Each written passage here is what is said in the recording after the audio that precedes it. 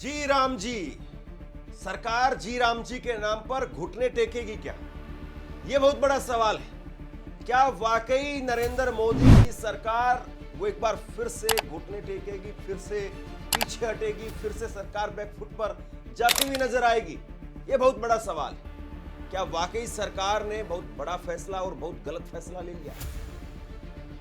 सरकार बिल लेकर के आई है जिसको नाम दिया गया विकसित भारत जी राम जी। अब ये जो जी राम जी है, इसी में ही राम निकला हुआ है। और राम कैसे निकल गया, जरा इस बात को समझिए।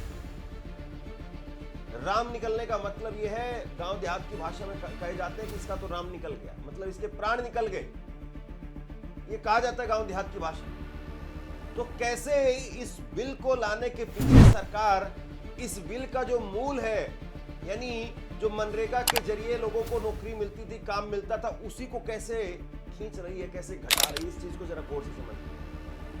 पहले 100 दिन के रोजगार की गारंटी थी, अब सरकार कह रही है 125 दिन के रोजगार की गारंटी हम दे रहे हैं।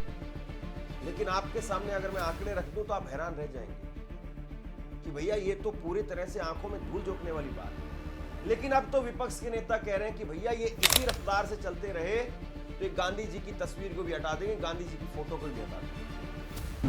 अरविंद सावंत वो कह रहे हैं कि अब वो नोटों से भी गांधी की तस्वीर को हटा देंगे।